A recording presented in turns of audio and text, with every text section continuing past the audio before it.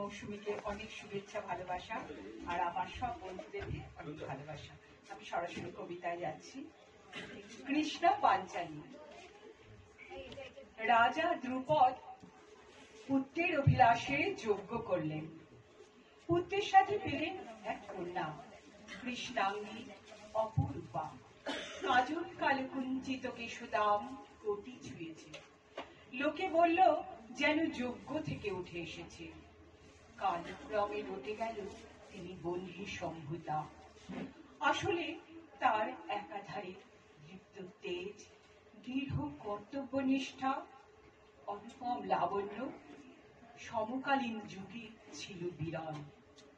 সেই রূপের আগুনে পুড়তে যাওয়া পানি প্রার্থী রাজপুরুষগণ যখন স্বয়ংবর সভায় পরাজিত হলেন, ঈর্ষার বীজ বপন হল হৃদয়, যা রূপ নিল প্রতিহিংসার।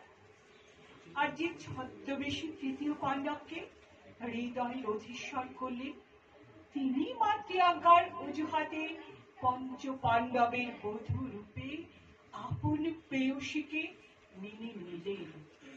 কি অতুলনীয় অর্জুন প্রেম অথবা অর্জুন আনুগত্য, কি অনির্বচনীয় সহনশীলতা পাঞ্চালী। একদিন সেই পথেই এলো চরম অপমান। আলুলায়িত কেশদাম যখন লম্পট দুঃশাসনের হাতে মুষ্টিবদ্ধ, নারীর লজ্জা আবরণ ভরা রাজসভায় প্রশ্নের মুখে আর নিরুচ্চারিত কোনো প্রতিবাদের ভাষা, সেই দিন পৃথিবী জেনেছিল প্রেম নয় ভক্তি ডেকে আনে রক্ষক। তাই সসাগরা পৃথিবীর সমস্ত বস্ত্র যেন পুণ্যবতীকে দান করলেন সখা কৃষ্ণ। ক্লান্ত বিধ্বস্ত দুঃশাসন শুনল, রাজসভা শুনল তৃপ্ত দ্রৌপদীর ভয়ঙ্কর প্রতিজ্ঞা।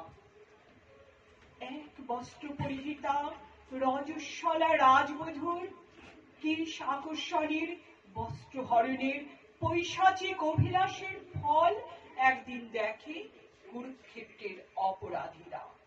কৃষ্ণা থাকেন আপন দৃঢ়তায় অবিচল। তাই তো তিনি আগুনের মেয়ে, চির উন্নত গ্রীবা। নমস্কার।